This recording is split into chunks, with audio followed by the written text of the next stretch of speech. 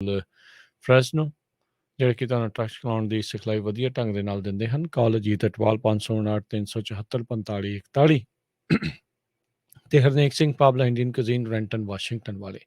ਇਹਨਾਂ ਸਾਰਿਆਂ ਦਾ ਧੰਨਵਾਦ। ਜੇਕਰ ਤੁਸੀਂ ਜਾਂ ਕੋਈ ਹੋਰ ਕਾਰੋਬਾਰ ਵੀ ਇਸ ਪ੍ਰੋਗਰਾਮ ਨੂੰ ਸਪਾਂਸਰ ਕਰਨਾ ਚਾਹੁੰਦੇ ਹੋ, ਸੰਪਰਕ ਕਰ ਸਕਦੇ ਹੋ ਨੰਬਰ 408 722 7698 ਦੇ ਉੱਤੇ। ਮਿੰਟੂ ਜੀ, ਗੱਲਬਾਤ ਦਾ ਸਿਲਸਿਲਾ ਸ਼ੁਰੂ ਕਰਦੇ ਜਾਈਏ। ਈਡੀ ਦੀ ਕਾਰਵਾਈ ਖਿਲਾਫ ਕਾਂਗਰਸ ਨੇ ਕੀਤਾ ਚੋਣ ਕਮਿਸ਼ਨ ਦਾ ਰੁਖ। हाँ जी, देखो ईडी का जिहड़ा ਚੱਕਰ ਚੁੰਡਾ ਚੱਲਿਆ ਵਾ, ਮੇਰੇ ਖਿਆਲ ਦੇ ਨਾਲ ਕਾਫੀ ਦਿਨ ਗਰਮ ਰੱਖੇਗਾ ਮਾਹੌਲ ਨੂੰ। ਤਾਂ ਬਹਰਹਾਲ ਇਹਨਾਂ ਨੇ ਰੁਖ ਕੀਤਾ ਵਾ ਚੋਣ ਕਮਿਸ਼ਨ ਦਾ। ਚੋਣ ਕਮਿਸ਼ਨ ਵਾਸਤੇ ਕਿਉਂ? ਕਿਉਂਕਿ ਇਲੈਕਸ਼ਨ ਦੀ ਰੁੱਤ ਆ। ਤਾਂ ਫਿਰ ਸ਼ਿਕਾਇਤ ਜਿਹੜੀ ਹੈ ਉਹ ਕਈ ਵਾਰ ਹੁੰਦਾ ਹੈ ਨਾ ਕਿ ਜਿਸ ਦਿਨ ਕਈ ਵਾਰ ਆਪਾਂ ਦੇਖਦੇ ਹੁੰਦੇ ਸੀ ਸਕੂਲਾਂ 'ਚ ਹੈਡ ਮਾਸਟਰ ਜੀ ਛੁੱਟੀ ਤੇ ਹੋਇਆ ਕਰਦੇ ਸਨ, ਤਾਂ ਸ਼ਿਕਾਇਤ ਕਿਹਦੇ ਕੋਲ ਜਾ? ਸਟੂਡੈਂਟਾਂ ਦੇ ਸਾਹਮਣੇ। ਇਹ ਵੀ ਇੱਕ ਸੰਕਟ ਹੁੰਦਾ ਸੀ ਕਿ ਵੱਡੇ ਮਾਸਟਰ ਜੀ ਤੇ ਆਏ ਨਹੀਂ, ਤੇ ਸ਼ਿਕਾਇਤ ਕਿਹਨੂੰ ਲਾਈਏ? ਤਾਂ ਫਿਰ ਹੁੰਦਾ ਸੀਗਾ ਕਿ ਜਿਹੜੇ ਮੋਸਟ ਸੀਨੀਅਰ ਹੁੰਦੇ ਸੀ, ਦੂਜੇ ਨੰਬਰ ਵਾਲੇ, ਉਹਨਾਂ ਨੇ ਉਸ ਦਿਨ ਹੈਡ ਮਾਸਟਰੀ ਕਰਨੀ ਹੁੰਦੀ ਸੀ। ਤਾਂ ਸ਼ਿਕਾਇਤ ਠਾ ਕਰਕੇ ਜਾਂਦੀ ਸੀ ਉਹਨਾਂ ਦੇ ਕੋਲ। ਸ਼ਿਕਾਇਤਾਂ ਕੀ ਹੁੰਦੀਆਂ ਸਨ ਉਹ ਇੱਕ ਵੱਖਰਾ ਵਿਸ਼ਾ ਹੈ। ਪੁਰਾਣੇ ਸਰਕਾਰੀ ਸਕੂਲ, ਪੁਰਾਣੇ ਜ਼ਮਾਨੇ ਤੇ ਪੁਰਾਣੇ ਟਾਈਪ ਦੀਆਂ ਸ਼ਿਕਾਇਤਾਂ। ਬਹਰਹਾਲ ਹੁਣ ਤੇ ਸ਼ਿਕਾਇਤਾਂ ਵੀ ਬਦਲੀਆਂ। ਸ਼ਿਕਾਇਤਾਂ ਛੱਡੋ, ਹੁਣ ਤੇ ਸਿੱਧੀਆਂ ਸ਼ਿਕਾਇਤਾਂ ਈਮੇਲ ਰਾਹੀਂ ਹੁੰਦੀਆਂ। ਚੱਲ ਮਾਸਟਰ ਭੁਗਤ ਤਰੀਕਾ ਚੰਡੀਗੜ੍ਹ। ਖੈਰ, ਇੱਥੇ ਇਹਨਾਂ ਨੇ ਸ਼ਿਕਾਇਤ ਕੀਤੀ ਹੈ ਚੋਣ ਕਮਿਸ਼ਨ ਨੂੰ, ਕਿਉਂਕਿ ਇਸ ਵੇਲੇ ਸਰਕਾਰ ਜਿਹੜੀ ਹੈ ਉਹ ਤੁਹਾਨੂੰ ਪਤਾ ਸਿਰਫ ਇੱਕ ਮੋਹਰ ਹੈ, ਹੋਰ ਇਸ ਤੋਂ ਵੱਧ ਕੁਛ ਨਹੀਂ ਹੈ। ਸਾਰੀ ਪਾਵਰ ਜਿਹੜੀ ਹੈ ਉਹ ਹੈਗੀ ਹੈ ਸੈਂਟਰਲ ਅਥਾਰਟੀਆਂ ਦੇ ਕੋਲ ਤਕਰੀਬਨ।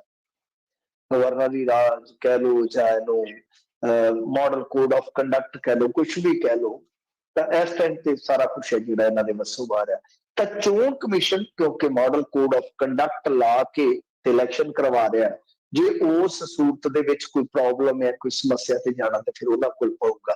ਇਹ ਜਾ ਕੇ ਕਹਿ ਰਹੇ ਕਿ ਸਾਡੇ ਨਾਲ ਬਾਈ ਪੋਲੀਟੀਕਲ ਵੈਂਡੇਟਾ ਕੀਤਾ ਜਾ ਰਿਹਾ ਵਾ। ਦਲ ਜਿਸ ਤਰ੍ਹਾਂ ਦਬਾਏ ਜਾਂਦੇ ਆ ਅੱਜ ਦੇ ਦੌਰ ਦੇ ਵਿੱਚ, ਤੁਸੀਂ ਦੇਖਿਆ ਹੀ ਹੈ।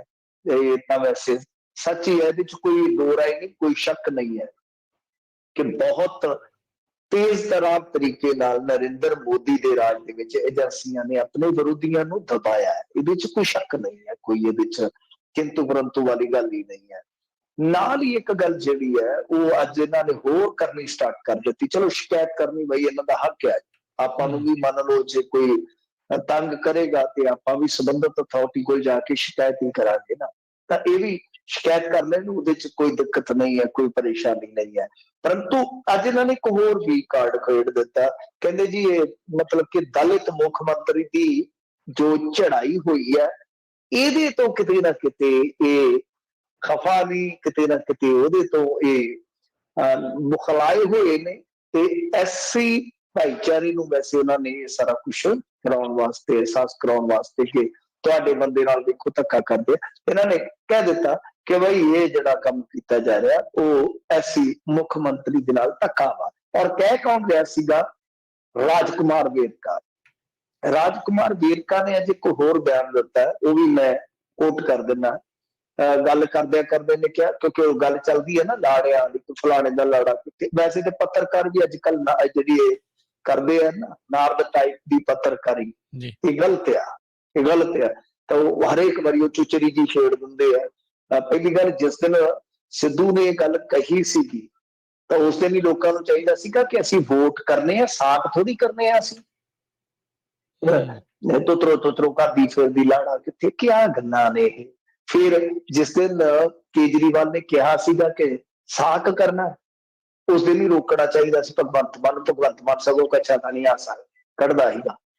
ਫਿਰ ਅੱਜ ਇਹਨੇ ਤਾਂ ਹੱਦਾਂ ਬੰਨੇ ਤੋੜ ਦਿੱਤੇ, ਕਹਿੰਦੇ ਸਾਡੇ ਕੋਲ ਬਥੇਰੇ ਲਾੜੇ ਆ ਕਾਂਗਰਸ ਦੇ ਵਿੱਚ, ਜਿਹਨੂੰ ਚਾਹੀਦਾ ਹੋਇਆ ਉਹਦੇ ਘਰੇ ਭੇਜ ਦਿਆਂਗੇ। ਦੇਖੋ ਕਿੱਡੀ ਬੇਹੁਦਾ ਗੱਲ ਕੀਤੀ ਹੈ ਇਸ ਮੁੱਦੇ ਨੇ।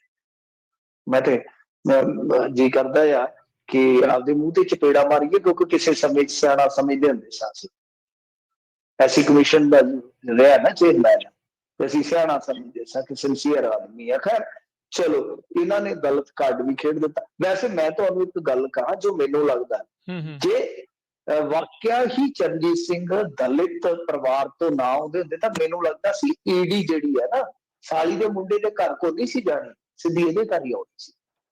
ਉਹ ਡਰੀ ਇਸ ਕਰਕੇ ਆ ਕਿ ਕਿਤੇ ਨਾ ਕਿਤੇ ਜਿਹੜਾ ਹੈ ਨਾ ਉਹ ਵਾਰ ਪੁੱਠਾ ਨਾ ਪੈ ਜਾਵੇ। ਵੈਸੇ ਜਾਣਕਾਰੀ ਤਾਂ ਉਹਨਾਂ ਦੀ ਜਿਹੜੀ ਆ ਕਹਿ ਲਓ ਆਲਾ ਦਰਜੇ ਦੀ ਹੈ ਕਿ ਉਹ ਖਾਲੀ ਨਹੀਂ ਮੁੜੇ।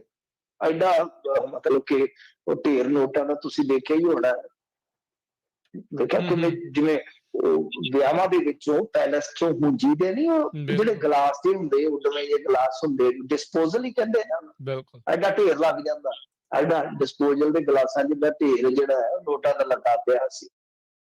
ਤੇ ਹੁਣ ਇਹਨਾਂ ਨੇ ਚਲੋ ਐਸੀ ਭਾਈਚਾਰੇ ਨੂੰ ਨਾਲ ਜੋੜਨ ਵਾਸਤੇ ਹੁੰਦਾ ਹੀ ਹੈ ਨਾ ਕਿ ਚਲੋ ਹੁਣ ਕੰਮ ਤੇ ਖਰਾਬ ਹੋਇਆ ਹੀ ਆ, ਕਿਸੇ ਨਾ ਕਿਸੇ ਪਾਸੇ ਹੁਣ ਲਾਹਾ ਤੇ ਲੈ ਲਿਆ ਜਾਵੇ। ਸੋ ਇਸ ਕਰਕੇ ਇਹਨਾਂ ਨੇ ਐਸੀ ਭਾਈਚਾਰੇ ਨੂੰ ਵੀ ਨਾਲ ਜੋੜ ਦਿੱਤਾ। ਪਰ ਵੱਡੀ ਗੱਲ ਇਹ ਆ ਕਿ ਅੱਜ ਇੱਕ ਇੰਟਰਵਿਊ ਨਵਜੋਤ ਸਿੰਘ ਸਿੱਧੂ ਦੇ ਰਹੇ ਸਨ ਨਿਊਜ਼ 18 ਨਾਲ, ਸ਼ਾਇਦ ਉਹਨਾਂ ਦੇ ਕਮੇਟੀ ਦਾ ਕੋਈ ਹਿੱਸਾ ਸਨ ਐਂਕਰ, ਉਹ ਇਹਨਾਂ ਨੂੰ ਪ੍ਰਸ਼ਨ ਪੁੱਛ ਰਹੇ ਸੀ ਤਾਂ ਨਵਜੋਤ ਸਿੰਘ ਸਿੱਧੂ ਦਾ ਬੜਾ ਰੁੱਖਾ ਜਿਹਾ ਜਵਾਬ ਸੀ ਇਸ ਮੁੱਦੇ ਤੇ। ਕਹਿੰਦਾ ਬੱਸਾਂ 'ਚ ਲਿਖਿਆ ਹੁੰਦਾ ਸਵਾਰੀ ਆਪਣੇ ਸਮਾਨ ਦੀ ਆਪ ਜ਼ਿੰਮੇਵਾਰ ਹੈ। ਇਹ ਵੇਖ ਲਓ ਕੀ ਕਹਿ ਰਿਹਾ, ਸਵਾਰੀ ਆਪਣੇ ਸਮਾਨ ਦੀ ਆਪ ਜ਼ਿੰਮੇਵਾਰ ਹੈ। ਪਰ ਬਾਅਦ ਦੇ ਵਿੱਚ ਚਲੋ ਗੱਲ ਨੂੰ ਲਮਕਾ ਕੇ ਉਹਨੇ ਕਹਿ ਦਿੱਤਾ ਕਿ ਇਹ ਸਾਰਾ ਪੜਯੰਤਰ ਸੀਗਾ, ਛੜਯੰਤਰ ਸੀਗਾ, ਜਿਸ ਤਰ੍ਹਾਂ ਉਹ ਕਰਦਾ ਹੁੰਦਾ ਹੈ। ਪਰ ਵਿੱਚੋਂ ਜੇ ਗੱਲ ਉਹ ਜਿਹੜੀ ਹੈ ਉਹ ਲਾ ਦੀ ਗਿਆ। ਤਾਂ ਖੈਰ ਇਹ ਸਾਰਾ ਕੁਛ ਅੱਜ ਇਸੇ ਤਰੀਕੇ ਨਾਲ ਹੀ ਚੱਲਦਾ ਰਿਹਾ। ਚਰਨਜੀਤ ਸਿੰਘ ਚੰਨੀ ਕੁਛ ਉਹਨੂੰ ਡਿਫੈਂਡ ਕਰ ਰਹੇ ਨੇ, ਕੁਛ ਉਹਨੂੰ ਨਿੰਦ ਰਹੇ ਨੇ। ਪਰ ਭਾਜਪਾ ਨੇ ਕਿਹਾ ਆਖਿਆ ਕਿ ਦੇਖੋ ਅਸੀਂ ਕੋਈ ਦਲਿਤ ਵਿਰੋਧੀ ਨਹੀਂ, ਕੋਈ ਗੱਲ ਨਹੀਂ ਕਰਦਾ, ਬਸ ਸਿਰਫ ਇਹਨਾਂ ਦੱਸ ਦਿਓ ਕਿ ਪੈਸਾ ਕਿੱਥੋਂ ਆਇਆ, ਇਹ ਪੈਸਾ ਕਿੱਥੋਂ ਆਇਆ, ਕਾਹਦੇ ਵਾਸਤੇ ਇੰਨਾ ਪੈਸਾ ਰੱਖਿਆ ਸੀਗਾ। ਤੇ ਇਹਨਾਂ ਕੋਲ ਇੱਕੋ ਜਵਾਬ ਆ ਕਿ ਦੇਖੋ ਇਹ ਪੈਸਾ ਚੰਨੀ ਸਾਹਿਬ ਕੋਲ ਥੋੜੀ ਬਰਾਮਦ ਹੋਇਆ ਹੈ, ਪੈਸਾ ਤੇ ਰਿਸ਼ਤੇਦਾਰ ਕੋਲੋਂ ਬਰਾਮਦ ਹੋਇਆ। ਤੇ ਫਿਰ ਉਹ ਕਹਿਣਗੇ ਕਿ ਰਿਸ਼ਤੇਦਾਰ ਕੋਲੋਂ ਜੇ ਬਰਾਮਦ ਹੋਇਆ, ਜਿਨ੍ਹਾਂ ਖਾਧੀਆਂ ਗਾਜਰਾਂ ਢਿੱਡ ਉਹਨਾਂ ਦੇ ਪੀੜ, ਕਿ ਤੁਸੀਂ ਕਾਹਤੋਂ ਤਰਪਕੀ ਜਾਂਦੇ, ਤੁਸੀਂ ਕਾਹਤੋਂ ਡਰੀ ਜਾਂਦੇ ਕਿ ਮੈਨੂੰ ਗ੍ਰਿਫਤਾਰ ਕਰ ਲੈਣਗੇ, ਮੈਨੂੰ ਗ੍ਰਿਫਤਾਰ ਕਰ ਲੈਣਗੇ। ਸੋ ਇੰਟਰਸਟਿੰਗ ਜੀ ਇਸ ਵੇਲੇ ਰਾਜਨੀਤੀ बढ़ ਗਈ ਆ ਤੇ ਈਡੀ ਤੋਂ ਬਾਅਦ ਹੋ ਸਕਦਾ ਹੈ ਕੁਝ ਹੋਰ ਵੀ ਛਾਪੇ ਸਿਆਪੇ ਸਾਨੂੰ ਵੇਖਣ ਨੂੰ ਮਿਲਣ, ਪਰ ਇਹਦੇ ਤੇ ਰਾਜਨੀਤੀ ਖਾਸੀ ਜਿਹੜੀ ਆ ਉਹ ਗਰਮ ਰਹੀ ਅੱਜ। ਜੀ ਜੀ ਭਗਵੰਤ ਮਾਨ ਧੂਰੀ ਹਲਕੇ ਤੋਂ ਲੜਨਗੇ ਚੋਣ, ਅਧਿਕਾਰਤ ਤੌਰ ਤੇ ਹੋਇਆ ਐਲਾਨ। ਹਾਂਜੀ, ਇਹ ਤਾਂ ਵੈਸੇ ਆਪਾਂ ਅੰਦਾਜ਼ਾ ਲਾ ਬੈਠੇ ਸਾਂ ਕਿ ਇਦਾਂ ਹੀ ਆ ਕਿ ਧੂਰੀ ਤੋਂ ਹੀ ਇਲੈਕਸ਼ਨ ਲੜਨ ਲੱਗੇ, ਕਿਉਂਕਿ ਦੇਖੋ ਗੱਲ ਕੀ ਹੁੰਦੀ ਆ, ਹਰ ਇੱਕ ਬੰਦੇ ਨੂੰ ਕਿਤੇ ਨਾ ਕਿਤੇ ਇੱਕ ਇੱਜ਼ਤ ਪਿਆਰੀ ਹੁੰਦੀ ਹੈ, ਜਿੱਤ ਪਿਆਰੀ ਹੁੰਦੀ ਹੈ, ਔਰ ਇੱਕ ਮੌਕਾ ਪਿਆਰਾ ਹੁੰਦਾ ਹੈ। ਤਾਂ ਇਹਨਾਂ ਦੇ ਕੋਲ ਇਸ ਟਾਈਮ ਜੇ ਵੇਖੋਗੇ ਤਾਂ ਤਿੰਨੇ ਹੀ ਚੀਜ਼ਾਂ ਜਿਹੜੀਆਂ ਨੇ ਉਹ ਮਹੱਤਤਾ ਰੱਖਦੀਆਂ। ਮਤਲਬ ਕੀ ਹੈ, ਦੇਖੋ ਗੱਲ ਇਹ ਹੈ ਨੰਬਰ 1 ਕਿ ਜੇ ਮੰਨ ਲਓ ਇਸ ਵਾਰੀ ਵੀ ਫਰਜ਼ ਕਰੋ ਭਗਵੰਤ ਮਾਨ ਕਿਸੇ ਤਗੜੇ ਦੇ ਸਾਹਮਣੇ ਜਾ ਕੇ ਖਲੋ ਜਾਵੇ, ਜਿਸ ਤਰ੍ਹਾਂ ਕੁਝ ਲੋਕ ਕਹਿੰਦੇ ਆ ਕਿ ਸਵਾਦ ਤੇ ਟਾਸ ਸੀ ਨਾ, ਨਜ਼ਾਰਾ ਤੇ ਟਾਸ ਹੀ ਮਾਨਾ, ਮਜ਼ਾ ਤਾਂ ਆਉਣਾ ਸੀ ਜੇ ਸਿੱਧੂ ਦੇ ਜਾਂ ਸੁਖਬੀਰ ਦੇ ਬਰੋਬਰ ਖਲੋਂਦਾ। ਪਰ ਅਗਲੇ ਨੂੰ ਪਤਾ ਕਿ 2 ਵਾਰੀ ਮੈਂ ਐਮਐਲਏ ਦਾ ਇਲੈਕਸ਼ਨ ਹਾਰ ਚੁੱਕਾ ਵਾਂ, ਜੇ ਮੈਂ ਤੀਜੀ ਵਾਰ ਵੀ ਕਿਸੇ ਸੀਟ ਤੋਂ ਹਰ ਗਿਆ ਤੇ ਲੋਕਾਂ ਨੇ ਪੱਕਾ ਲੇਬਲ ਲਾ ਦੇਣਾ, ਟੈਗ ਲਾ ਦੇਣਾ ਕਿ ਇਹ ਬੰਦਾ ਕੱਲਾ ਸੰਗਰੂਰ ਜੋਗਾ ਹੈ, ਸਾਡਾ ਜ਼ਿਲ੍ਹਾ ਸੰਗਰੂਰ, ਬਸ ਇਹਦੇ ਤੋਂ ਬਾਅਦ ਕੁਛ ਵੀ ਨਹੀਂ ਹਜ਼ੂਰ, ਇਸ ਤੋਂ ਬਾਅਦ ਕੱਖ ਨਹੀਂ ਵਟਿਆ ਜਾਂਦਾ। ਸੋ ਇਸ ਕਰਕੇ ਸੀਟ ਚੁਣੀ ਇਹਨਾਂ ਨੇ ਆਪਣੇ ਹੀ ਚੋਣ ਹਲਕੇ ਚੋਂ, ਔਰ ਏਦਾਂ ਕਹਿ ਲਓ ਕਿ ਜਿੱਦਾਂ ਸੇਫੈਸਟ ਹੈ ਜਿਹੜੀ, ਉਹ ਇਹਨਾਂ ਵਾਸਤੇ ਬਹੁਤ ਜ਼ਿਆਦਾ ਇਹਨਾਂ ਨੂੰ ਲੱਗਦੀ ਹੈ ਕਿ ਸੇਫ ਹੈ। ਸੋ ਇਸ ਕਰਕੇ ਕਿਉਂਕਿ ਜੇ ਤੁਸੀਂ ਦੇਖੋਗੇ ਵੈਸੇ ਤਾਂ ਓਵਰਆਲ ਵੈਸੇ ਡਾਟਾ 'ਚ ਮੈਂ ਤੁਹਾਨੂੰ ਲਿਜਾਂਦਾ ਨਹੀਂ ਕਿਉਂਕਿ ਡਾਟੇ ਵਾਲਾ ਆਪਣਾ ਪ੍ਰੋਗਰਾਮ ਨਹੀਂ ਹੈ, ਆਪਾਂ ਸਿਰਫ ਸੂਚਨਾਵਾਂ ਦੇਣੀਆਂ ਹੁੰਦੀਆਂ, ਡਾਟਾ ਖਾਸਾ ਸਮਾਂ ਖਾ ਜਾਂਦਾ। ਪਰ ਜੇ ਤੁਸੀਂ ਦੇਖੋਗੇ ਡਾਟਾ ਖੰਗਾਲ ਕੇ 2014 ਦੇ ਮੁਕਾਬਲੇ 2019 ਆਉਂਦਿਆਂ ਇਹਨਾਂ ਦਾ 11% ਵੋਟ ਮਾਨ ਸਾਹਿਬ ਦਾ ਡਿੱਗ ਪੈਂਦਾ, ਲੂਜ਼ ਕਰ ਦਿੰਦੇ ਨੇ। ਪਰ ਜਿਹੜਾ ਧੂਰੀ ਸੈਗਮੈਂਟ ਆ ਉਹਦੇ ਤੇ ਲੀਡ ਕਰਦੇ ਨੇ, ਬੜੀ ਜ਼ਬਰਦਸਤ ਲੀਡ ਕਰਦੇ ਆ। ਸੋ ਇਸ ਕਰਕੇ, ਔਰ ਦੂਸਰਾ ਸ਼ਹਿਰੀ ਵੋਟ ਹੈਗੀ ਆ ਅੱਛੀ ਖਾਸੀ 25-30% ਵੋਟ ਆ ਜਾਂਦੀ ਹੈ ਤੇ ਸ਼ਹਿਰੀ, ਇਸ ਤੋਂ ਇਲਾਵਾ 30% ਵੋਟ ਐਸੀ ਭਾਈਚਾਰੇ ਦੀ 2011 ਦੀ ਮਰਦਮਸ਼ੁਮਾਰੀ ਦੇ ਮੁਤਾਬਕ। ਔਰ ਜੇ ਤੁਸੀਂ ਦੇਖੋਗੇ ਫਿਰ ਆਮ ਆਦਮੀ ਪਾਰਟੀ ਦਾ ਉੱਥੇ ਬੇਸ ਬੜਾ ਜ਼ਬਰਦਸਤ ਹੈ। ਮੈਂ ਇੱਕ ਮਿਸਾਲ ਦੇ ਦਿੰਦਾ ਤੁਹਾਨੂੰ, ਪਿਛਲਾ ਜੇ ਤੁਸੀਂ ਰਿਜ਼ਲਟ ਚੱਕੋਗੇ 2017 ਵਾਲਾ, ਤਾਂ ਦਲਵੀਰ ਸਿੰਘ ਗੋਲਡੀ ਕਿੰਨੀਆਂ ਵੋਟਾਂ ਖੜਦੇ ਆ, 49,347, 38.62%। ਤਾਂ ਸੈਕੰਡ ਨੰਬਰ ਤੇ ਕੌਣ ਹੈ? ਜਸਵੀਰ ਸਿੰਘ ਜੱਸੀ ਸੇਖੋਂ, 46,536 ਵੋਟਾਂ। ਹਿਸਾਬ ਲਾ ਲਓ ਕਿ ਆਲਮੋਸਟ ਉਹ ਵੀ 36.42% ਵੋਟ ਸ਼ੇਅਰ ਲੈ ਜਾਂਦੇ ਆ। ਤਾਂ ਇਹ ਇੱਕ ਬਹੁਤ ਵੱਡੀ ਕਹਿ ਲਓ ਕਿ ਬਹੁਤ ਵੱਡੀ ਟੱਕਰ ਹੈ, ਜਿਹਦੇ ਵਿੱਚ ਕੁਝ 100 ਵੋਟਾਂ ਦਾ ਹੀ ਮਾਰਜਨ ਹੈ। ਸੋ ਇਸ ਕਰਕੇ ਇਹਨਾਂ ਨੇ ਸਾਰੀ ਕੈਲਕੂਲੇਸ਼ਨ ਕੀਤੀ ਹੈ, ਕਿਉਂਕਿ ਗੇਮ ਕੈਲਕੂਲੇਸ਼ਨ ਦੀ ਹੈ। ਬਹਰਹਾਲ ਅਰਵਿੰਦ ਕੇਜਰੀਵਾਲ ਆਏ, ਫਿਰ ਅੱਜ ਇੱਕ ਉਹਨਾਂ ਨੇ ਕਹਿ ਲਓ ਖਾਨਾ ਪੂਰਤੀ ਕੀਤੀ, ਜਿਵੇਂ ਅੱਗੇ ਖਾਨਾ ਪੂਰਤੀ ਕੀਤੀ ਹੈ, ਇਵੈਂਟ ਮੈਨੇਜਮੈਂਟ ਕੀਤੀ, ਪੱਤਰਕਾਰਾਂ ਦੇ ਸਾਹਮਣੇ ਜਿਨ੍ਹਾਂ ਨੂੰ ਇਹਨਾਂ ਨੇ ਅੱਛੇ ਖਾਸੇ ਪੈਕੇਜ ਦਿੱਤੇ ਹੋਏ। ਮੈਂ ਵਾਰ-ਵਾਰ ਗੱਲ ਕਰਦਾ ਠੀਕ ਨਹੀਂ ਲੱਗਾਗਾ, ਕਿਉਂਕਿ ਅਗਲਾ ਕਹਿੰਦਾ ਯਾਰ ਸਾਨੂੰ ਮਿਲ ਰਿਹਾ, ਤੈਨੂੰ ਕੀ ਢਿੱਡ 'ਚ ਵੱਟ ਪੈਂਦੇ ਆ। ਤੇ ਆਪਾਂ ਕਹਿੰਦੇ ਕੋਈ ਗੱਲ ਨਹੀਂ ਦੱਬੀ ਚਲੋ ਭਾਈ, ਰੱਬ ਨੇ ਦਿੱਤੀਆਂ ਗਾਜਰਾਂ ਤੇ ਰੰਭਾ ਵਿੱਚ ਹੀ ਰੱਖ, ਕੋਈ ਦਿੱਕਤ ਨਹੀਂ, ਸਾਨੂੰ ਕੀ ਹੈ। ਲੋਕ ਜਾਗਣਗੇ ਤਾਂ ਫਿਰ ਉਹ ਪੁੱਛਣਗੇ। ਖੈਰ ਉਹ ਅੱਛਾ ਤਾਮ-ਝਾਮ ਸੀਗਾ ਉਹਨਾਂ ਦਾ, ਜਿਹੜੇ ਮੀਡੀਆ ਵਾਲੇ ਸੀ ਜਿਨ੍ਹਾਂ ਨੂੰ ਕਰੋੜਾਂ ਰੁਪਈਆ ਦਿੱਤਾ ਤੋਂ ਤਾਮ-ਝਾਮ ਤੇ ਕਰ ਹੀ ਲੈਂਦੇ ਨੇ। ਤੇ ਉਸ ਤੋਂ ਬਾਅਦ ਇੱਕ ਪੀਸੀ ਹੁੰਦੀ ਹੈ, ਹਾਲਾਂਕਿ ਰਾਘਵ ਚੱਡਾ ਦੀ ਪੀਸੀ ਦੇ ਵਿੱਚ ਅੱਜ ਸਿੰਘ ਵੀ ਪਹੁੰਚ ਗਏ ਸਨ, ਕਹਿੰਦੇ ਹਾਂ ਭਾਈ ਰਿਹਾਈ ਨਹੀਂ ਜੇ ਕਰਦੇ ਦਵਿੰਦਰਪਾਲ ਸਿੰਘ ਭੁੱਲਰ ਦੇ, 1 ਘੰਟਾ ਅੜਿਆ ਰਿਹਾ, ਫਿਰ ਬਾਅਦ ਦੇ ਵਿੱਚ ਪੁਲਿਸ ਨੇ ਕੱਢਿਆ ਸੀ ਲਿਜਾ ਕੇ ਉੱਥੋਂ। ਤੇ ਖੈਰ ਇਹਨਾਂ ਨੇ ਫਿਰ ਉੱਥੇ ਵੈਸੇ ਤਾਂ ਇੰਟਰਵਿਊ ਦੇ ਵਿੱਚ ਹੀ ਉਸ ਪੀਸੀ ਤੋਂ ਪਹਿਲਾਂ ਹੀ ਕਹਿ ਦਿੱਤਾ ਸੀਗਾ ਕਿ ਧੂਰੀ ਤੋਂ ਭਗਵੰਤ ਮਾਨ ਕੈਂਡੀਡੇਟ ਹੋਏਗਾ। ਫਿਰ ਰਾਘਵ ਚੱਡਾ ਨੇ ਵੀ ਪੀਸੀ ਦੇ ਵਿੱਚ ਇਸ ਗੱਲ ਤੇ ਮੋਹਰ ਲਾ ਦਿੱਤੀ ਕਿ ਧੂਰੀ ਤੋਂ ਹੀ ਭਗਵੰਤ ਮਾਨ ਲੜਨ ਜਾ ਰਿਹਾ। ਫਿਰ ਭਗਵੰਤ ਮਾਨ ਨੇ ਆਪਣੀ ਅੰਦਾਜ਼ ਦੇ ਵਿੱਚ ਇੱਕ ਵੀਡੀਓ ਵੀ ਪਾ ਦਿੱਤਾ ਕਿ ਧੂਰੀ ਦੇ ਲੋਕਾਂ ਨੇ ਜਿਹੜਾ ਹੁਣ ਤੱਕ ਮੈਨੂੰ ਪਿਆਰ ਦਿੱਤਾ ਹੈ, ਉਹ ਤੇ ਮੈਂ ਜਮਾਂਤਰਾਂ ਤੱਕ ਲਾ ਨਹੀਂ ਸਕਦਾ, ਹੁਣ ਥੋੜਾ ਜਿਹਾ ਪਿਆਰ ਹੋਰ ਦੇ ਦਿਓ, ਥੋੜਾ ਜਿਹਾ ਮੰਗੇ ਪਿਆਰ। ਭਗਵੰਤ ਮਾਨ ਕੀ ਹੈ ਧੂਰੀ ਤਿਆਰ? ਇਹ ਤੇ ਹੁਣ ਬੜਾ ਵੱਡਾ ਸਵਾਲ ਆ। ਪਰ ਧੂਰੀ ਦੀ ਚੂਰੀ ਮਿਲਦੀ ਹੈ ਜਾਂ ਧੂਰੀ ਤੋਂ ਘੂਰੀ ਅੱਗੋਂ ਮਿਲਦੀ ਹੈ, ਇਹ ਪਤਾ ਨਹੀਂ ਹੈ।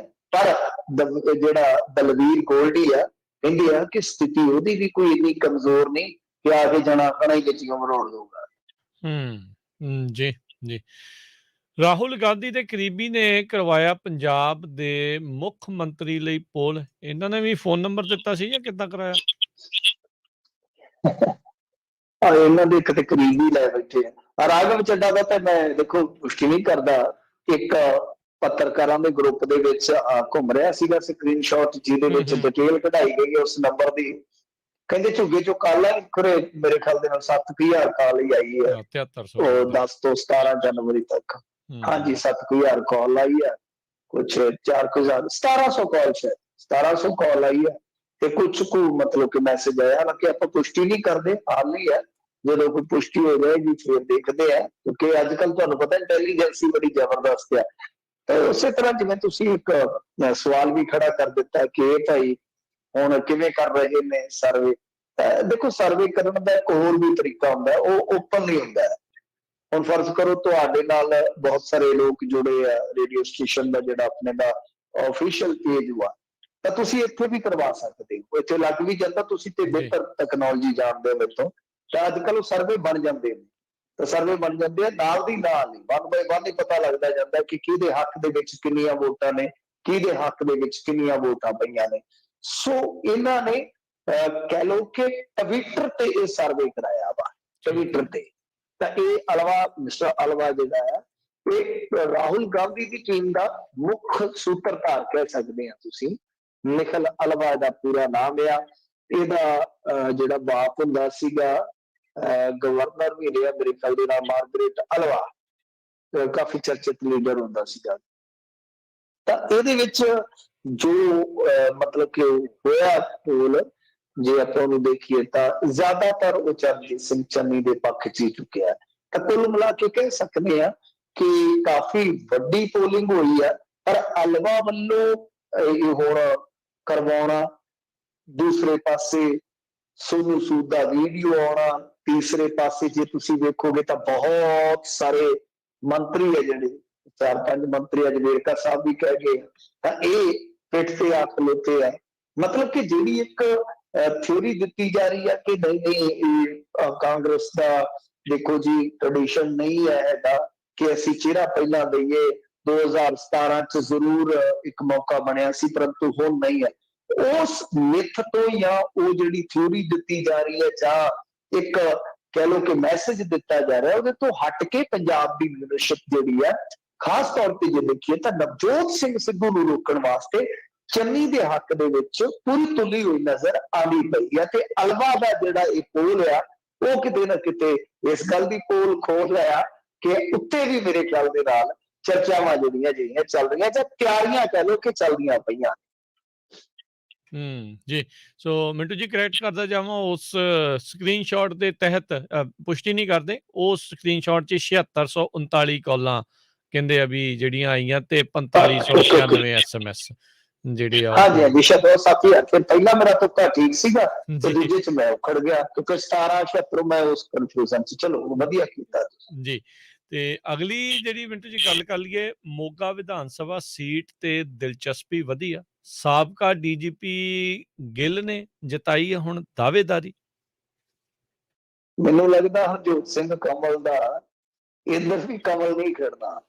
ਹਰਜੋਤ ਕਮਲ ਗਏ ਸਨ ਇੱਧਰ ਭਾਜਪਾ ਦੇ ਵਿੱਚ ਫਟਾਫਟ ਕੇ ਟਿਕਟ ਲੈ ਲਾਂਗੇ ਟਿਕਟ, ਤੇ ਇੱਥੋਂ ਆ ਗਏ ਆ ਦਾਅਵੇਦਾਰ ਸਾਬਕਾ ਡੀਜੀਪੀ ਪਰਮਦੀਪ ਸਿੰਘ ਗਿੱਲ। ਤੁਹਾਨੂੰ ਯਾਦ ਹੋਣਾ ਇਹ ਨਾਮ ਬੜਾ ਚਰਚਿਤ ਹੋਇਆ ਸੀਗਾ ਕੁਝ ਸਾਲ ਪਹਿਲਾਂ, ਨੌਕਰੀ ਛੱਡ ਕੇ ਜਦੋਂ ਫਿਰ ਇੱਧਰ ਆਏ ਰਾਜਨੀਤੀ ਦੇ ਵਿੱਚ, ਭਾਜਪਾ ਵੱਲੋਂ ਟਿਕਟ ਮਿਲੀ ਸੀਗੀ, ਹਾਰ ਗਏ ਸਨ, ਇਲੈਕਸ਼ਨ ਹਾਰ ਗਏ ਸਨ।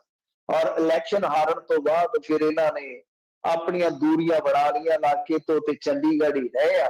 ਅਚਾਨਕ ਇਹ ਵੀ ਹਜ਼ੂਰ ਆ ਗਏ। ਅੱਜ ਕੱਲ ਕੀ ਹੈ ਕਿ ਬੜੇ ਜਿਨ੍ਹਾਂ ਦੇ ਦਰਸ਼ਨ ਦੁਰਲਭ ਹੋ ਜਾਂਦੇ ਕਿਸੇ ਸਮੇਂ ਉਹ ਵੀ ਆ ਜਾਂਦੇ ਆ, ਕਿ ਲਿਆਓ ਭਾਈ ਸਾਨੂੰ ਵੋਟ ਹੀ ਦੇ ਦਿਓ। ਤਾਂ ਬਹਰਹਾਲ ਹਰਜੋਤ ਕਮਲ ਵਾਸਤੇ ਕਹਿ ਲਓ ਕਿ ਅਗਾਂਹ ਵੀ ਸੁੱਖ ਨਹੀਂ ਹੈਗਾ ਔਰ ਪਿਛਾਂ ਤੇ ਸੁੱਖ ਰਿਹਾ ਹੀ ਨਹੀਂ ਨਾ। ਜਿਸ ਪਾਰਟੀ ਚ ਸੀਗੇ ਤਾਂ ਅਗਾਂਹ ਵੀ ਸੁੱਖ ਬਣਦਾ ਨਜ਼ਰ ਨਹੀਂ ਆ ਰਿਹਾ ਕਿਉਂਕਿ ਉੱਥੇ ਵੀ ਇੱਕ ਨਾਰ ਤੇ ਦੋ ਬਿਮਾਰ ਤੇ ਹੋ ਗਏ ਆ। ਤੇ ਹਾਲੇ ਸੂਚੀ ਜਿਵੇਂ ਜਿਵੇਂ ਭਾਜਪਾ ਦੀ ਤਿਆਰ ਹੋਏਗੀ, ਦੋ ਬਿਮਾਰ ਦੀ ਥਾਂ ਤੇ ਹੋ ਸਕਦਾ ਕਿ ਦੋ ਚਾਰ ਬਿਮਾਰ ਹੋ ਜਾਣਾ, ਨਾਰ ਉਹੀ ਰਹਿ ਜਾਣਾ ਆ। ਸੋ ਇਸ ਕਰਕੇ ਮੋਗੇ ਦੇ ਵਿੱਚ ਸਥਿਤੀ ਦਿਲਚਸਪ ਬਣਦੀ ਨਜ਼ਰ ਆਉਂਦੀ ਆ ਕਿਉਂਕਿ ਇੱਕ ਪਾਸੇ ਬੀਬੀ ਮਾਲਵਿਕਾ ਉਹਨਾਂ ਦਾ ਫੇਸ ਹੈ ਕਿਉਂਕਿ ਸੋਨੂ ਸੂਦ ਆਈਕਨ, ਦੂਸਰੇ ਪਾਸੇ ਤੋਤਾ ਸਿੰਘ ਦਾ ਸਪੁੱਤਰ, ਉਹ ਵੀ ਇੱਕ ਤਰ੍ਹਾਂ ਨਾਲ ਕਹਿ ਲਓ ਕਿ ਹੈਵੀਵੇਟ ਹੀ ਹੈ, ਚਿਹਰਾ ਕੋਈ ਬਹੁਤ ਛੋਟਾ ਚਿਹਰਾ ਨਹੀਂ ਹੈ। ਤੀਸਰੇ ਪਾਸੇ ਜੇ ਮੰਨ ਲਓ ਸਾਬਕਾ ਡੀਜੀਪੀ ਗਿੱਲ ਆ ਜਾਂਦੇ ਆ ਜਾਂ ਇਹਨਾਂ ਦੇ ਵਿੱਚ ਹੀ ਵਿਧਾਇਕ ਰਹੇ ਕਮਲ ਆ ਜਾਂਦੇ ਆ, ਉਹੀ ਫਿਰ ਜੇ ਤੁਸੀਂ ਦੇਖੋਗੇ ਤਾਂ ਬੀਬੀ ਅਮਨਦੀਪ ਕੌਰ ਅਰੋੜਾ ਉਹ ਆ ਗਈ, ਉਹ ਵੀ ਅੱਛਾ ਵਰਕ ਕਰ ਰਹੀ ਹੈ। ਤੇ ਇਸ ਤੋਂ ਇਲਾਵਾ ਨਵਦੀਪ ਸਿੰਘਾ ਜਿਹੜੇ ਕਿ ਮੋਗੇ ਦੇ ਕਾਰੋਬਾਰੀ ਆ, ਆਮ ਆਦਮੀ ਪਾਰਟੀ ਚ ਖਾਸਾ ਚਿਰ ਰਹੇ ਆ, ਹੁਣ ਜਦੋਂ ਟਿਕਟ ਨਹੀਂ ਦਿੱਤੀ ਤੇ ਉਹ ਐਸਐਸਐਮ ਵੱਲੋਂ ਆ ਗਏ ਆ। ਹਿਸਾਬ ਲਾ ਲਓ ਕਿ ਮੋਗੇ ਦੀ ਵੋਟ ਕਿਵੇਂ ਵੰਡੀ ਜਾਣੀ ਆ। ਮੇਰੇ ਖਿਆਲ ਦੇ ਨਾਲ ਬਹੁਤ ਥਾਈਂ ਵੋਟ ਵੰਡੀ ਜਾਣੀ ਆ। ਜਦੋਂ ਬਹੁਤ ਥਾਈਂ ਵੋਟ ਵੰਡੀ ਜਾਂਦੀ ਆ ਤੇ ਜਿੱਧਰ ਥੋੜੀ ਜਿਹੀ ਵੱਜਵੀਂ ਵੋਟ ਪੈ ਗਈ ਸਮਝ ਲਓ ਵੀ ਉਹ ਧਿਰ ਲੈ ਗਈ ਸੋ ਲੈ ਗਈ। ਹੁਣ ਇਹ ਮਾਮਲਾ ਮੋਗੇ ਦਾ ਜਿਹੜਾ ਉਹ ਕਾਫੀ ਜ਼ਿਆਦਾ ਗੁੰਝਲਦਾਰ ਬਣਦਾ ਜਾਂਦਾ। ਤੇ ਬਾਕੀ ਹੁਣ ਦੇਖੋ ਭਾਜਪਾ ਕੀ ਸਟੈਂਡ ਲੈਂਦੀ ਆ, ਪਰ ਡੀਜੀਪੀ ਜਿਹੜੇ ਸਾਬਕਾ ਨੇ ਉਹਨਾਂ ਨੇ ਇੱਕ ਵਾਰੀ ਆ ਕੇ ਕਮਲ ਜਿਹੜੇ ਡਾਕਟਰ ਹਰਜੋਤ ਕਮਲ ਆ ਉਹਨਾਂ ਦੀਆਂ ਜਿਹੜੀਆਂ ਪੰਖੜੀਆਂ ਹੁੰਦੀਆਂ ਨਾ ਥੋੜਾ ਜਿਹਾ ਉਹਨਾਂ ਨੂੰ ਕਹਿ ਲਓ ਕਿ ਮੁਰਝਾ ਜ਼ਰੂਰ ਉਹਨਾਂ ਨੂੰ ਦਿੱਤਾ ਵਾ। ਜੀ ਜੀ। ਸੋ ਪੰਜਾਬ ਦਾ ਭਲਾ ਕਰਨਾ ਹੈ, ਦਾਅਵੇਦਾਰੀ ਤਾਂ ਬਹੁਤ ਜ਼ਿਆਦਾ ਹੀ ਜਿਹੜਾ ਠੋਕਣ ਡਏ ਆ ਇੱਧਰੋਂ ਉੱਧਰੋਂ ਕਿਸੇ ਪਾਸੋਂ ਵੀ। ਇੱਕ ਅੱਧਾ ਹੁਣ ਨਵਾਂ ਮੋਰਚਾ ਨਾ ਖੋਲ ਦਈਏ ਵੀ ਨਹੀਂ ਮਿਲੀ ਟਿਕਟ ਪਾਰਟੀ ਵੀ ਇੱਧਰ ਆ ਕੇ ਟਿਕਟ ਲੈ ਲਓ। ਨਹੀਂ ਪੰਜਾਬ ਤੇ ਕਹਿੰਦਾ ਕਿ ਦੇਖੋ ਭਰਾਵੋ ਭਲਾ ਮੇਰਾ ਇਹਦੇ ਚ ਹੀ ਹੈ ਕਿ ਜਿਹੜੇ ਇੰਨੇ ਤੁਸੀਂ ਭਲਾ ਕਰਨ ਵਾਲੇ ਆ ਨਾ, ਭਲੀ ਵਿਚਾਰ ਕੇ ਤੇ ਤੁਸੀਂ ਮਗਰੋਂ ਲੱਥੋ। ਪਹਿਲੀ ਤੇ ਗੱਲ ਇਹ ਆ ਕਿ ਭਾਈ ਮੇਰਾ ਭਲਾ ਤੇ ਤਾਂ ਹੀ ਹੋਣਾ ਨਾ। ਮੈਂ ਵੀ ਪੰਜਾਬ ਪ੍ਰਸਤ ਆ, ਮੈਂ ਕਹਿੰਦਾ ਨਾ ਮੈਂ ਵੀ ਪੰਜਾਬ ਪ੍ਰਸਤ ਆ ਤੇ ਮੈਂ ਵੀ ਪੰਜਾਬ ਪ੍ਰਸਤ ਆ ਤੇ ਪੰਜਾਬ ਹੱਥ ਜੋੜ ਕੇ ਕਹਿੰਦਾ ਵੀਰੋ ਮੈਂ ਪੰਜਾਬ ਪ੍ਰਸਤ ਆ, ਹੱਥੋਂ ਹੀ ਤੇ ਤਰਸਤ ਆ ਇਹਨਾਂ ਹੱਥੋਂ ਹੀ ਤੇ ਤਰਸਤ ਆ। ਸੋ ਆਹ ਹਾਲ ਹੈ, ਸੂਰਤ ਹਾਲ ਹੈ। ਬਿਲਕੁਲ ਬਣਾ ਦੇਣੀ ਚਾਹੀਦੀ ਆ ਪਾਰਟੀ, ਬਥੇਰੀਆਂ ਪਾਰਟੀਆਂ ਅੱਗੇ ਚਲੀ ਜਾਂਦੀਆਂ ਪਰ ਕੋਈ ਹਾਲ ਨਹੀਂ ਹੈਗਾ ਜੀ। ਸਾਡੀ ਇੱਥੋਂ ਦੀ ਰਾਜਨੀਤੀ ਦਾ ਕੋਈ ਹਾਲ ਨਹੀਂ ਹੈ। ਮੈਂ ਅੱਗੇ ਹਿਸਾਬ ਲਾਇਆ ਇਹਨਾਂ ਦਾ ਵੀ ਜਿਹੜੇ ਹੈਗੇ ਆ ਨਾ ਸਾਡੇ ਇੱਥੇ ਚਟਪੂੰਜੀ ਟਾਈਪ ਦੇ ਲੀਡਰ ਜਾਂ ਜਿਹੜੇ ਉਦਾਂ ਦੇ ਆ, ਕੋਈ ਇਹਨਾਂ ਨੇ ਤਾਂ ਮੁੱਲ ਵੀ ਚੱਜ ਨਾਲ ਨਹੀਂ ਪਾਇਆ। ਆਪਾਂ ਦੇਖਿਆ ਨਾ ਬੰਗਾਲ ਵਾਲਿਆਂ ਨੇ ਕਿਸੇ ਨੇ ਕੇਸ ਕਢਾ ਲਿਆ ਆਪਦੇ, ਕਿਸੇ ਨੇ ਕੁਛ ਕੀਤਾ, ਕਿਸੇ ਦੀਆਂ ਵੀਡੀਓ ਵਾਇਰਲ ਹੋਈਆਂ, ਕਰੋੜਾਂ ਦੇ ਸੌਦੇ। ਤੇ ਇਹ ਤੇ ਸੁਰੱਖਿਆ ਕੀ ਛਤਰੀ, ਬਸ ਇਹਨਾਂ ਨੂੰ ਇਹੀ ਬਹੁਤ ਆ, ਕੇਂਦਰ ਕੀ ਸੁਰੱਖਿਆ ਕੀ ਛਤਰੀ। ਪਤਾ ਨਹੀਂ ਇਹਨਾਂ ਨੇ ਕੀ ਪਾਕਿਸਤਾਨ ਦਾ ਬਾਰਡਰ ਟੱਪਣਾ ਕਿ ਇਹਨਾਂ ਨੂੰ ਸੁਰੱਖਿਆ ਕੀ ਛਤਰੀ ਚਾਹੀਦੀ ਆ, ਇੰਨੇ ਚ ਖੁਸ਼ ਹੋ ਜਾਂਦੇ ਆ। ਅਮਿਤ ਸ਼ਾਹ ਨਾਲ ਫੋਟੋ ਖਿੱਚ ਲਈ, ਦਿੱਲੀ ਜਾ ਆਏ ਆ, ਦਿੱਲੀ ਜਾ ਆਏ। ਜਿਵੇਂ ਇੱਕ ਵਾਰੀ ਐਸਜੀਪੀਸੀ ਦਾ ਪ੍ਰਧਾਨ ਬਣਿਆ ਸੀ, ਫੁੱਲਿਆ ਨਹੀਂ ਸੁਣਿਆ ਕਿ ਬਾਦਲ ਸਾਹਿਬ ਨੇ ਕਿਰਪਾ ਕੀਤੀ ਆ, ਮੈਂ ਤਾਂ ਕਦੇ ਦਿੱਲੀ ਨਹੀਂ ਸੀ ਗਿਆ, ਤੇ ਹੁਣ ਤੇ ਹਫ਼ਤੇ 'ਚ 3 ਗੇੜੇ ਲਾ ਹੀ ਗਏ। ਉਹ ਇਹੀ ਬੜੀ ਵੱਡੀ ਪ੍ਰਾਪਤੀ ਆ। ਦੇਖ ਲਓ ਜੀ ਜੀ। ਤੇ ਮਿੰਟੂ ਜੀ ਇੱਥੇ ਇੱਥੇ ਵੀ ਜਿੱਦਾਂ ਹੁਣ ਅਮਰੀਕਾ ਦੇ ਵਿੱਚ ਯੂਜਲੀ ਕੀ ਹੁੰਦਾ ਹੈ ਵੀ ਜਦੋਂ ਮੇਨ ਇਲੈਕਸ਼ਨ ਹੁੰਦੀ ਆ, 2 ਦਾਅਵੇਦਾਰ ਹੁੰਦੇ, ਜਿਹਨੂੰ 50% ਤੋਂ ਵੱਧ ਵੋਟ ਮਿਲਦੀ ਆ, ਉਹਦੀ ਫਿਰ ਜਿਹੜੀ ਉਹ ਪੱਕੀ ਹੋ ਜਾਂਦੀ, ਉਹ ਸੀਟ ਜਿੱਤ ਜਾਂਦਾ ਆ। ਕਿ ਭਾਰਤ ਵਿੱਚ ਕਿਸੇ ਵੀ ਇਲੈਕਸ਼ਨ ਦੇ ਵਿੱਚ ਅਜਿਹਾ ਕਾਨੂੰਨ ਹੈਗਾ ਹੈ ਜਾਂ ਸਿੰਪਲ ਮੈਜੋਰਟੀ ਦੇ ਨਾਲ ਹੀ ਜਿਹੜੀ ਉਸ ਦੀ ਜਿੱਤ ਹੁੰਦੀ ਆ? ਨਹੀਂ ਨਹੀਂ, ਸਾਡੇ ਇੱਥੇ ਪਰਸੈਂਟੇਜ ਦਾ ਹਿਸਾਬ ਨਹੀਂ ਹੈ। ਸਾਡੇ ਪਰਸੈਂਟੇਜ ਦਾ ਕੋਈ ਹਿਸਾਬ ਨਹੀਂ। 1992 ਦੇ ਵਿੱਚ ਜਦੋਂ ਬਾਈਕਾਟ ਹੋਇਆ ਵੋਟਾਂ ਦਾ, ਤੇ ਮਤਲਬ ਕਿ ਕੁਝ ਐਸੇ ਵੀ ਬੰਦੇ ਸਨ ਜਿਹੜੇ ਕੁਝ 1000 2000 4000 ਵੋਟ ਲੈ ਕੇ ਵੀ ਜਿੱਤ ਗਏ। ਪਰਸੈਂਟੇਜ ਦੀ ਕੋਈ ਉਹਦੇ ਚ ਵੈਲਿਊ ਨਹੀਂ ਹੈ। ਇਹ ਫਸਟ ਵੋਟ ਪਾਸ ਸਿਸਟਮ ਹੁੰਦਾ ਹੈ। ਇਹਦੇ ਵਿੱਚ ਮੰਨ ਲਓ 100 ਵੋਟ ਵੀ ਪਈ ਹੈ ਹਲਕੇ ਦੇ ਵਿੱਚ, ਤੇ ਜਿਹੜਾ 51 ਲੈ ਗਿਆ ਜੇਤੂ, ਬਸ ਸਿੰਪਲ ਫੰਡਾ। ਤੇ ਇਹ ਹੋਣਾ ਨਹੀਂ ਚਾਹੀਦਾ। ਵੈਸੇ ਤੇ ਹੁਣ ਜੇ ਤੁਸੀਂ ਦੇਖੋਗੇ ਨਿਊਜ਼ੀਲੈਂਡ ਦੀ, ਜੇ ਤੁਸੀਂ ਸਦਨ ਦੀ ਬਣਤਰ ਦੇਖੋਗੇ, ਉਹ ਵੱਖਰੀ ਟਾਈਪ ਦੀ ਹੈ, ਉਹ ਬੜੀ ਗਜ਼ਬ ਦੀ ਹੈ। ਯੂਐਸ ਦੀ ਹੈ, ਉਹ ਵੱਖਰੀ ਕਿਸਮ ਦੀ ਹੈ। ਜਾਂ ਫਿਰ ਆਪਾਂ house of Lords, house of Commons ਉਹ ਦੇਖਦੇ ਆ, ਤੇ ਉੱਥੇ ਵੀ ਤੁਹਾਨੂੰ ਥੱਲੇ ਜਾਣਾ ਪਵੇਗਾ। ਜੇ ਹਾਊਸ ਆਫ ਕਾਮਨਸ ਦਾ ਵੀ ਤੁਸੀਂ ਕੈਂਡੀਡੇਟ ਬਣਨਾ ਹੈ ਤਾਂ ਪਹਿਲਾਂ ਥੱਲੇ ਜਾਣਾ ਪਏਗਾ, ਤੁਹਾਨੂੰ ਡੈਲੀਗੇਟਸ ਦੀ ਹਮਾਇਤ ਲੈ ਕੇ ਆਣੀ ਪਏਗੀ। ਪਰ ਇੱਥੇ ਕੀ ਆ, ਇੱਥੇ ਪੈਸੇ ਦੇ ਕੇ ਟਿਕਟ ਲਿਆਓ, ਬਸ ਠੀਕ ਠਾਕ ਹੈ। ਜੀ ਜੀ। ਕਰੋਨਾ ਦੇ ਮੁਆਵਜ਼ੇ ਨੂੰ ਲੈ ਕੇ ਸੁਪਰੀਮ ਕੋਰਟ ਹੀ ਰਾਜਾਂ 'ਚ ਜਿਹੜੀ ਆ ਤਾੜਨਾ? ਕੋਰਟ ਤਾੜਨਾ ਕਰ ਰਹੀ ਹੈ, ਲਗਾਤਾਰ ਕਰ ਰਹੀ ਹੈ। ਪਰ ਇਸ ਮਾਮਲੇ ਦੇ ਵਿੱਚ ਦੇਖੋ, ਇਹ ਬੜੇ ਲਾਪਰਵਾਹ ਜੇ ਆ। ਪਹਿਲਾਂ ਤਾਂ ਖਾਸਾ ਮੁਆਵਜ਼ਾ ਦੇਂਦੇ ਸੀਗੇ, ਕਿਤੇ ਨਾ ਕਿਤੇ ਲੱਗਦਾ ਸੀਗਾ ਕਿ ਦੇਣਗੇ, ਪਰੰਤੂ ਫਿਰ ਜਦੋਂ ਇਹਨਾਂ ਨੇ ਹੱਥ ਚੱਕ ਲਏ ਤਾਂ 50,000 ਤੇ ਗੱਲ ਮੁੱਕੀ ਸੀ। ਪਰ ਸੁਪਰੀਮ ਕੋਰਟ ਨੇ ਕਿਹਾ ਸੀਗਾ ਕਿ ਜੇ ਕੋਈ ਸਟੇਟ ਵਾਧੂ ਵੀ ਇਹਦੇ ਚ ਪੈਸਾ ਕਰਨਾ ਚਾਹੁੰਦਾ ਤਾਂ ਕੋਈ ਦਿੱਕਤ ਨਹੀਂ ਹੈ। ਤਾਂ 50,000 ਰੁਪਇਆ ਮੁਕਰਰ ਕਰ ਦਿੱਤਾ ਗਿਆ ਸੀਗਾ ਕੋਵਿਡ ਦਾ ਮੁਆਵਜ਼ਾ, ਮਤਲਬ ਕਿ ਜਿਹਦੀ ਕਿਸੇ ਦੀ ਡੈਥ ਹੋਈ ਆ ਉਹਦੇ ਵਾਰਸਾਂ ਨੂੰ। ਤਾਂ ਇਹ ਮਿਲਣਾ ਕਿਵੇਂ ਸੀਗਾ, ਇਹ ਵੀ ਤੁਹਾਨੂੰ ਮੈਂ ਦੱਸ ਦਿੰਦਾ। ਗਾਈਡਲਾਈਨ ਸੀਗੀ, ਔਰ ਪੰਜਾਬ ਦੀ ਫਰਸੂਰਤ ਹਾਲ ਵੀ ਦੱਸ ਦਾਂਗਾ ਕਿ ਭਾਈ ਜੇ ਤੁਹਾਡੇ ਕੋਲ ਮੰਨ ਲਓ ਡੈਥ ਸਰਟੀਫਿਕੇਟ ਹੈ ਤਾਂ ਠੀਕ ਹੈ, ਚਾਹੇ ਉਹਦੇ ਚ ਕਰੋਨਾ ਡੈਥ ਨਹੀਂ ਵੀ ਲਿਖੀ, ਕੋਈ ਚੱਕਰ ਨਹੀਂ ਹੈ, ਤੇ ਤੁਹਾਡੇ ਕੋਲ ਸਿਰਫ ਉਹ ਟੈਸਟ ਵਗੈਰਾ ਹੋਵੇ ਤਾਂ ਠੀਕ ਹੈ। ਕਿਉਂਕਿ ਇਹਨਾਂ ਨੇ ਡੈਥ ਕਰੋਨਾ ਕਰਕੇ ਤੇ ਲਿਖੀ ਨਹੀਂ ਬਹੁਤ ਸਾਰੇ ਸਰਟੀਫਿਕੇਟਾਂ ਦੇ ਵਿੱਚ, ਇਹ ਵੀ ਇੱਕ ਅੜੰਗਾ ਰਿਹਾ ਹੈ। ਤੇ ਜੇ ਮੰਨ ਲਓ ਡੈਥ ਸਰਟੀਫਿਕੇਟ ਬੰਦੋਂ ਰਹਿ ਗਿਆ, ਤੁਹਾਡੇ ਕੋਲ ਉਸ ਬੰਦੇ ਦਾ ਆਰਟੀਪੀਸੀਆਰ ਹੈਗਾ ਵਾ, ਤਾਂ ਤੁਸੀਂ ਜਾ ਕੇ ਇੱਕ ਕਮੇਟੀ ਹੁੰਦੀ ਹੈ ਉਹਦੇ ਸਾਹਮਣੇ ਕਲੇਮ ਕਰ ਦਿਓ, ਤਾਂ ਤੁਹਾਡਾ ਕੇਸ ਹੈ ਜਿਹੜਾ ਉਹ ਡੈਫੀਨਿਟਲੀ ਪਾਸ ਹੋ ਜਾਏਗਾ ਤੇ ਤੁਹਾਡੇ ਅਕਾਊਂਟ 'ਚ ਪੈਸੇ ਆ ਜਾਣਗੇ। ਬਸ ਇੰਨੀ ਕੁ ਖੇਚਲ ਕਰਨ ਦੀ ਜ਼ਰੂਰਤ ਹੈ। ਤਾਂ ਸਾਡੇ ਇੱਥੇ ਜਦੋਂ ਸੁਣਵਾਈ ਹੋਈ, ਹੁਣ ਤੇ ਕੁਛ ਮੌਤਾਂ ਵੱਧ ਗਈਆਂ ਤੀਸਰੀ ਵੇਵ ਦੇ ਵਿੱਚ, ਲਾ ਲਓ ਕਿ 200-400 ਮੌਤ ਵੱਧ ਗਈ ਹੋਣੀ ਹੈ, 200 ਦਾ ਲਾ ਲਓ। ਤਾਂ ਉਦੋਂ ਇਹਨਾਂ ਨੇ ਜਾ ਕੇ ਦੱਸਿਆ ਸੀਗਾ ਕਿ ਦੇਖੋ ਜੀ 5400 ਸਾਡੇ ਤੇ ਇੱਥੇ ਕਲੇਮ ਆਏ ਨੇ ਪੰਜਾਬ ਵਾਲਿਆਂ ਕਿਹਾ, ਤੇ ਅਸੀਂ 2600-2800 ਜਿਹੜੇ ਆ ਨਿਬੇੜ ਦਿੱਤੇ ਆ, ਮਤਲਬ ਕਿ ਅੱਧ ਨਿਬੇੜ ਦਿੱਤਾ ਜੀ। ਇਹ ਪਿਛਲੀ ਸੁਣਵਾਈ ਤੇ ਇਹਨਾਂ ਨੇ ਕਿਹਾ ਸੀ, ਉਹ ਪੈ ਗਏ। ਉਹ ਕਹਿੰਦੇ ਡੈਥ ਹੋਈ ਹੈ ਤੁਹਾਡੇ 16-17,000 ਤੇ ਤੁਸੀਂ 26-2700 ਦੇ ਕੇ ਕਹਿੰਦੇ ਹੋ ਕਿ ਬੱਲੇ ਬੱਲੇ ਬੱਲੇ ਜੀ, ਅਸੀਂ ਤੇ ਦੇਤਾ ਸਾਰਾ ਕੁਛ। ਪੰਜਾਬ ਨੂੰ ਬਹੁਤ ਜ਼ਿਆਦਾ ਲਾਹਨਤ ਪਈ ਸੀ ਪਿਛਲੀ ਵਾਰੀ ਜਦੋਂ ਉੱਥੇ ਜਾ ਕੇ। ਪੰਜਾਬ ਨੂੰ ਕਾਹਦੀ, ਪੰਜਾਬ ਸਰਕਾਰ ਨੂੰ ਕਹੀਏ ਕਿ ਪੰਜਾਬ ਨੂੰ ਕਾਹਦੀ, ਪੰਜਾਬ ਨੂੰ ਤੇ ਲਾਹਨਤ ਇਹੀ ਹੈ ਜਿਹੜੇ ਚਿੰਬੜੇ। ਤੇ ਇਹਨਾਂ ਨੂੰ ਕਾਫੀ ਜ਼ਿਆਦਾ ਉਹਨਾਂ ਨੇ ਮਤਲਬ ਕਿ ਤਾੜਿਆ। ਤਾਂ ਅੱਜ ਵੀ ਕਾਫੀ ਤਾੜਨਾ ਕੀਤੀ ਗਈ, ਤੇ ਇਹ ਇਹਨਾਂ ਨੂੰ ਕਿਹਾ ਗਿਆ ਕਿ ਭਾਈ ਇਹ ਜਿਹੜਾ ਕੰਮ ਹੈ ਤੁਸੀਂ ਪਹਿਲ ਦੇ ਆਧਾਰ ਤੇ ਕਰੋ, ਨਹੀਂ ਤਾਂ ਫਿਰ ਅਸੀਂ ਕੁਝ ਹੋਰ ਸੋਚਾਂਗੇ, ਵਿਚਾਰਾਂਗੇ। ਤਾਂ ਮੇਰੇ ਖਿਆਲ ਦੇ ਨਾਲ ਕਰਨਾ ਚਾਹੀਦਾ ਜੀ, ਕਿਉਂਕਿ ਬਹੁਤ ਸਾਰੇ ਐਸੇ ਘਰ ਹੋਣਗੇ ਜਿਨ੍ਹਾਂ ਦੇ ਕਮਾਊ ਜੀ ਜਿਹੜੇ ਆ ਉਹ ਕਰੋਨਾ ਕਰਕੇ ਚਲੇ ਗਏ, ਤਾਂ ਉਹਨਾਂ ਵਾਸਤੇ ਰਕਮ ਕੋਈ ਬਹੁਤੀ ਵੱਡੀ ਤਾਂ ਰਕਮ ਨਹੀਂ ਹੈ, ਪਰ ਗਰੀਬ ਬੰਦੇ ਵਾਸਤੇ 50,000 ਰਕਮ ਵੀ ਕੋਈ ਛੋਟੀ ਰਕਮ ਨਹੀਂ ਹੁੰਦੀ। ਤਾਂ ਇਹਦੇ ਵਾਸਤੇ ਕੀ ਹੈ ਕਿ ਅਖਬਾਰਾਂ 'ਚ ਇਸ਼ਤਿਹਾਰ ਦੇਣੇ ਚਾਹੀਦੇ ਆ। ਆਹ ਲਓ, ਤੁਹਾਨੂੰ ਤੇ ਪਤਾ ਲੱਗ ਗਿਆ, ਮੈਂ ਗੱਲ ਦੱਸ ਦਿੱਤੀ ਆ। ਤੁਸੀਂ ਆਪਣੇ ਪਿੰਡ ਟੈਲੀਫੋਨ ਕਰ ਲਿਓ ਜਿੱਥੇ ਵੀ ਕਿਤੇ ਕਰੋਨਾ ਕਰਕੇ, ਕਿਉਂਕਿ ਡੈਥ ਤੇ ਹੋਈ ਹੁੰਦੀ ਹੈ ਨਾ ਕਿਤੇ ਲਾਗੇ ਬੰਨੇ ਆਪਣੀ ਜਾਣ ਪਛਾਣ 'ਚ, ਕਿਸੇ ਵੀ ਪਿੰਡ ਦੇ ਵਿੱਚ ਕਿਸੇ ਨੂੰ ਪੁੱਛ ਲਿਓ, ਜੇ ਇਸ ਬਾਰੇ ਕੋਈ ਪਤਾ ਹੋਵੇ ਤਾਂ ਮੈਨੂੰ ਦੱਸ ਦਿਆ। ਤੁਸੀਂ ਘੱਟੋ ਘੱਟ ਅਖਬਾਰਾਂ 'ਚ ਕੋਈ ਇਸ਼ਤਿਹਾਰ ਕਢਾਓ, ਕੋਈ ਐਡਵਰਟਾਈਜ਼ਮੈਂਟ, ਕੋਈ ਸੂਚਨਾ ਦੇਵੋ, ਤਾਂ ਕਿ ਲੋਕਾਂ ਨੂੰ ਪਤਾ ਲੱਗੇ, ਤਾਂ ਹੀ ਉਹ ਕਲੇਮ ਕਰ ਸਕਦੇ ਨੇ ਨਾ। ਜੀ ਜੀ ਜੀ।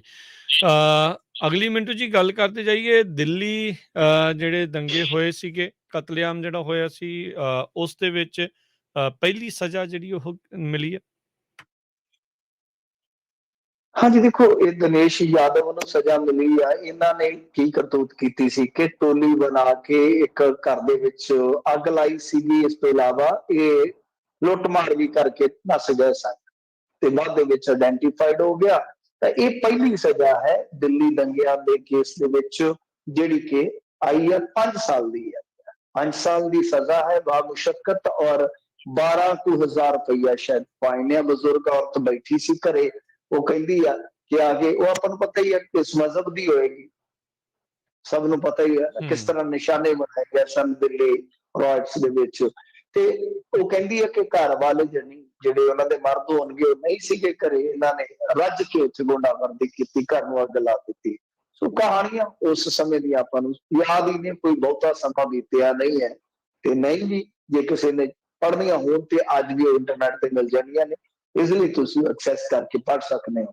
ਤਾਂ ਹੁਣ ਸਜ਼ਾ ਆ ਗਈ ਹੈ। ਮੈਂ ਵਾਰ-ਵਾਰ ਜਿਹੜੀ ਇੱਕ ਗੱਲ ਕਹਿਣਾ ਹੁੰਦਾ ਕਿ ਦੇਖੋ, ਇਹਨਾਂ ਦਾ ਕੁਛ ਨਹੀਂ ਜਾਣਾ। ਇਹ ਜਿਹੜੇ ਮਤਲਬ ਕਿ ਜ਼ਾਹਿਰ ਕਿਸਮ ਦੇ ਲੋਕ ਤੁਹਾਨੂੰ, ਤੁਹਾਡੇ ਬੱਚਿਆਂ ਨੂੰ ਜ਼ਹਿਰੀ ਬਣਾ ਰਹੇ ਆ, ਤਾਂ ਜਦੋਂ ਤੁਸੀਂ ਉਸ ਜ਼ਹਿਰ ਦਾ ਸ਼ਿਕਾਰ ਬਣ ਗਏ, ਉਹ ਜ਼ਹਿਰ ਤੁਹਾਨੂੰ ਜਨੂਨੀ ਬਣਾ ਦੇਗਾ। ਤਾਂ ਜਿਹੜਾ ਤੁਹਾਡਾ ਕਦਮ ਜੇਲ੍ਹ ਦੇ ਵਿੱਚ ਜਦੋਂ ਐਂਟਰ ਹੋਈਏ ਨਾ, ਉੱਥੇ ਇੱਕ ਪੰਕਤੀ ਲਿਖੀ ਹੁੰਦੀ ਹੈ, ਪਤਾ ਨਹੀਂ ਕਿਹੜੇ ਸ਼ਾਇਰ ਨੇ ਲਿਖੀ ਸੀ, एक कदम एक गलत कदम उठा था राहे शौक में, तमाम उम्र मंजिल हमें ढूंढती रही। सारा बंदा बस ਉਹਨੂੰ ਪੰਕਤੀ ਨੂੰ ਪੜ ਪੜ ਕੇ ਕਮਲਾ ਹੋ ਜਾਂਦਾ। ਸੱਚ ਪੁੱਛਿਓ, ਕਮਲਾ ਹੀ ਹੋ ਜਾਂਦਾ, ਕਿਉਂਕਿ ਉਹ ਪੰਕਤੀ ਹਰ ਟਾਈਮ ਡਿਊਟੀ ਦੇ ਵਿੱਚ ਵੱਜਦੇ, ਉਹ ਤੁਹਾਡੇ ਮੱਥੇ 'ਚ ਲੱਗੂਗੀ। ਤੇ ਬੰਦਾ ਕਹਿੰਦਾ ਯਾਰ ਇੱਕ ਕਦਮ ਜੇ ਅਸੀਂ ਰੋਕ ਲੈਂਦੇ ਉਸ ਵੇਲੇ, ਕੋਈ ਕਹਿੰਦਾ ਉਦੋਂ ਘਰ ਦੀ ਦੇ ਸਿਰ ਦੇ ਵਿੱਚ ਘੋਟਣਾ ਕਿੱਡੀ ਕੁ ਗੱਲ ਸੀਗੀ, ਜੇ ਨਾ ਮਾਰਦਾ ਤੇ ਨਾ ਮਰਦੀ ਤੇ ਨਾ ਸਜ਼ਾ ਹੁੰਦੀ। ਕੋਈ ਕਹਿੰਦਾ ਕੀ ਸੀ, ਅੱਗ ਲੱਗੀ ਸੀ ਢਿੱਡ ਨੂੰ, ਨਾ ਭੱਠੀ ਲਾਉਂਦਾ ਨਾ ਭੱਠੀ ਫੜੀ ਜਾਂਦੀ। ਅਲੱਗ ਅਲੱਗ ਸੋਚ ਚੱਲਦੀ ਹਰੇਕ ਬੰਦੇ ਦੇ। ਤਾਂ ਮੇਰੇ ਕਹਿਣ ਦਾ ਮਤਲਬ ਇਹ ਆ ਕਿ ਭਾਈ ਅੱਜ ਦੇ ਦੌਰ ਦੇ ਵਿੱਚ ਬੱਚੇ ਪਾਲੋ, ਬੱਚਿਆਂ ਨੂੰ ਅੱਛੇ ਸੰਸਕਾਰ ਦਿਓ। ਇਹੋ ਜਿਹੇ ਲੀਡਰਾਂ ਦੇ ਪਿੱਛੇ ਲੱਗ ਕੇ ਇਹੋ ਜਿਹੇ ਦੰਗਈ ਬਣ ਗਏ, ਜੇ ਰਾਸ਼ਟਰ ਦੀ ਸੇਵਾ ਕਰਨ ਇਸ ਤਰੀਕੇ ਨਾਲ ਤੁਰ ਪਏ ਨਾ, ਤੁਸੀਂ ਹਿੰਦੂ ਬਚਾਉਣ ਤੁਰ ਪਏ, ਧਰਮ ਬਚਾਉਣ ਤੁਰ ਪਏ, ਤੇ ਸਿੱਟਾ ਤੁਹਾਡੇ ਬੱਚਿਆਂ ਦਾ ਹੀ ਨਿਕਲਣਾ। ਇਹ ਨੌਜਵਾਨ ਹੀ ਹੈ ਸਾਰੇ, ਇਹ ਨੌਜਵਾਨ ਹੀ ਹੈ ਜਿਨ੍ਹਾਂ ਤੇ ਮੁਕੱਦਮਾ ਦਰਜ ਹੋਇਆ। ਸੋ ਆਪੋ ਆਪਣੇ ਘਰਾਂ ਨੂੰ ਸੰਭਾਲੋ। ਇਹੋ ਜਿਹੇ ਜਿਹੜੇ ਲੋਕ ਹੈ, ਫਿਰਕੂ ਜ਼ਹਿਰੀ ਲੋਕ ਆ ਜਿਹੜੇ, ਉਹ ਇਸੇ ਤਰ੍ਹਾਂ ਹੀ ਬੱਚਿਆਂ ਨੂੰ ਮਰਵਾਉਂਦੇ ਆ। ਮਰਦੇ ਵੀ ਬੇਗਾਨਿਆਂ ਦੇ ਆ, ਸਜ਼ਾਵਾਂ ਵੀ ਬੇਗਾਨਿਆਂ ਨੂੰ ਹੁੰਦੀਆਂ। ਉਹ ਤੇ ਬੈਠੇ ਆ ਪਾਸੇ ਰਹਿ ਗਏ ਜਿਹੜੇ ਕਹਿੰਦੇ ਸੀ ਦੇਸ਼ ਕੇ ਗਦਾਰੋਂ ਕੋ ਗੋਲੀ ਮਾਰੋ। ਆ ਵੇਖ ਲਓ, ਉਹਨਾਂ ਦੇ ਵਿੱਚੋਂ ਬੁੱਲੀ ਬਾਈ ਵਰਗੇ ਜਿਹੜੇ ਨਿਕਲੇ ਆ, ਜਿਨ੍ਹਾਂ ਨੇ ਉਹ ਐਪ ਬਣਾਈ, ਜਿਨ੍ਹਾਂ ਦੇ ਉਹ ਨਫ਼ਰਤ ਘੋਲ ਘੋਲ ਕੇ ਤੇ ਕਹਿੰਦੇ ਜੀ ਸਾਨੂੰ ਕੋਈ ਅਫਸੋਸ ਨਹੀਂ ਆ ਇਹ ਕੰਮ ਜਿਹੜਾ ਉਹ ਕਰਨ ਦੇ ਉੱਤੇ। ਉਹ ਕਿਹੜੇ ਆ? ਉਹ ਤੁਹਾਡੇ ਘਰਾਂ ਚੋਂ ਹੀ ਨਿਕਲੇ ਜਿਹੜੇ ਉਹ ਨਿਆਣੇ ਆ। ਉਹ ਅੱਜ ਨਹੀਂ ਉਹਨਾਂ ਨੂੰ ਕੋਈ ਪਤਾ ਲੱਗ ਰਿਹਾ। ਅੱਜ ਉਹਨਾਂ ਨੂੰ ਲੱਗ ਰਿਹਾ ਕਿ ਉਹ ਦੇਸ਼ ਦੀ ਬੜੀ ਵੱਡੀ ਸੇਵਾ ਕਰ ਰਹੇ ਨੇ, ਕੌਮ ਦੀ ਬੜੀ ਵੱਡੀ ਸੇਵਾ ਕਰ ਰਹੇ ਨੇ। ਇਸ ਤਰ੍ਹਾਂ ਕਿਸੇ ਦੂਸਰੇ ਮਜ਼ਹਬ ਦੀਆਂ ਧੀਆਂ ਭੈਣਾਂ ਦਾ ਮਜ਼ਾਕ ਉਡਾ ਕੇ ਉਹਨਾਂ ਨੂੰ ਲੱਗਦਾ ਹੈ ਕਿ ਅਸੀਂ ਬਹੁਤ ਵੱਡਾ ਮਾਰਕਾ ਮਾਰ ਲਿਆ। ਤੁਸੀਂ ਕੋਈ ਊਧਮ ਸਿੰਘ ਨਹੀਂ ਬਣ ਗਏ, ਤੁਸੀਂ ਕੋਈ ਸਰਾਬਾ ਨਹੀਂ ਬਣ ਗਏ, ਤੁਸੀਂ ਦੁਨੀਆ 'ਚ ਸਭ ਤੋਂ ਨੀਚ ਕੰਮ ਕਰਨ ਵਾਲੇ ਬੰਦਿਆਂ ਦੀ ਫਹਿਰਿਸਤ ਦੇ ਵਿੱਚ ਚਲੇ ਗਏ। ਪਰ ਕਿਉਂ? ਕਿਉਂਕਿ ਬ੍ਰੇਨ ਵਾਸ਼ ਨੇ। ਕੋਈ ਮਤਲਬ ਕਿ ਫੋਨ ਵੇਖ ਵੇਖ ਕੇ ਕਮਲਾ ਹੋਇਆ, ਉਹਨੂੰ ਕੋਈ ਹੋਰ ਸੋਚਦਾ ਹੀ ਨਹੀਂ। ਤਾਂ ਕਹਿਣ ਦਾ ਮਤਲਬ ਇਹ ਹੈ ਕਿ ਗੱਲ ਇਹ ਆ ਕਿ ਇੱਕ ਸਮਾਂ ਆਉਂਦਾ ਹੁੰਦਾ, ਰਾਜ ਕਰਨਵੀਰ ਸਿੰਘ ਜੀ, ਜੇਲ੍ਹ ਕੱਟ ਆਓਗੇ ਤੁਸੀਂ, ਜੇਲ੍ਹ ਕੱਟ ਆਓਗੇ, ਇਹ ਮੁਕੱਦਮਾ ਨਹੀਂ ਮੁੱਕਦਾ ਛੇਤੀ, ਇਹ ਮੁਕੱਦਮਾ ਨਹੀਂ ਜਾਂਦਾ ਹੁੰਦਾ। ਤੇ ਨਾ ਹੀ ਤੁਹਾਡੇ ਰਿਕਾਰਡ ਦੇ ਅੱਗੇ ਜੋ ਲਿਖਿਆ ਜਾਂਦਾ ਨਾ, ਲਾਇਸੈਂਸ ਬਣਾਉਣ ਜਾਓਗੇ ਤਾਂ ਮੈਨੂੰ ਪੁੱਛੋ 18 ਸਾਲ ਦੀ ਉਮਰ ਤੋਂ ਤੁਰਿਆ ਸਾਂ ਤੇ ਆ ਚਿੱਟੀ ਦਾੜੀ ਹੋ ਗਈ ਆ, ਅੱਜ ਵੀ ਅਦਾਲਤਾਂ ਦੇ ਗਦੀ ਗੇੜ 'ਚ ਆ। ਕੋਈ ਡਾਕੂਮੈਂਟ ਬਣਦਾ ਤਦ ਰਿਕਾਰਡ ਅੱਗੇ, ਕੋਈ ਤੁਹਾਨੂੰ ਨੌਕਰੀ ਨਹੀਂ ਦਿੰਦਾ ਕਿਸੇ। ਅੱਜ ਦੇ ਤੁਹਾਡੀ ਸ਼ਾਇਦ ਹੋ ਸਕਦਾ ਬੱਲੇ ਬੱਲੇ ਹੋ ਗਏ ਇਹਨਾਂ ਦੀ, ਹੋਰ 4 ਸਾਲਾਂ ਨੂੰ ਕਿਸੇ ਥਾਂ ਤੇ ਭੁੱਖੇ ਮਰ ਜਾਓਗੇ ਨਾ, ਕਿਸੇ ਨੇ ਤੁਹਾਨੂੰ ਆ ਕੇ ਰੋਟੀ ਨਹੀਂ ਦੇਣੀ। ਇਸ ਕਰਕੇ ਆਪਣਾ ਕੰਮ ਕਰੋ, ਆਪਣੀ ਜ਼ਿੰਦਗੀ 'ਚ ਅੱਗੇ ਵਧੋ। ਹੈ ਤੇ ਬੜੇ ਵਧੀਆ, ਪਤਾ ਨਹੀਂ ਕਿਹੜੀ ਪੜ੍ਹਾਈ ਕਰਦੇ ਸੀ, ਮੇਰੇ ਖਿਆਲ ਦੇ ਨਾਲ IT ਸੈਕਟਰ ਸੀ ਕਿ BSc ਕਰਦੇ ਸੀ, ਮੈਨੂੰ ਪਤਾ ਨਹੀਂ ਹੈ, ਪਰ ਖਾਸੀ ਅੱਛੀ ਪੜ੍ਹਾਈ ਸੀਗੀ ਇਹਨਾਂ ਦੀ। ਇੱਕ ਤਾਂ ਮੈਨੂੰ ਲੱਗਦਾ IIT ਦੇ ਵਿੱਚ ਦੀ ਸੀਗਾ ਇਹਨਾਂ 'ਚ। ਜੀ ਜੀ ਸੋ ਤੁਸੀਂ ਹਿਸਾਬ ਲਾ ਲਓ ਕੀ ਕੁਛ ਜਿਹੜਾ ਇਹ ਹੋ ਰਿਹਾ ਹੈ। ਤੇ ਮਿੰਟੂ ਜੀ ਸ਼ੁਕਰੀਆ, ਮਿਹਰਬਾਨੀ, ਮਿਲਦੇ ਹਾਂ ਜੀ ਫਿਰ ਅਗਲੀ ਵਾਰ। ਸਤਿ ਸ਼੍ਰੀ ਅਕਾਲ ਜੀ। ਸਤਿ ਸ੍ਰੀ ਅਕਾਲ। ਤੇ ਸਰੋਤੇ ਪ੍ਰੋਗਰਾਮ ਦੀ ਸਮਾਪਤੀ, ਅਗਲੀ ਵਾਰ ਤੱਕ ਲਈ ਇਜਾਜ਼ਤ। ਮੇਰੇ ਵੱਲੋਂ ਵੀ ਸਭ ਨੂੰ ਪਿਆਰ ਭਰੀ ਸਤਿ ਸ਼੍ਰੀ ਅਕਾਲ। ਸੁਣਦੇ ਰਹੋ ਪੰਜਾਬੀ ਰੇਡੀਓ USA।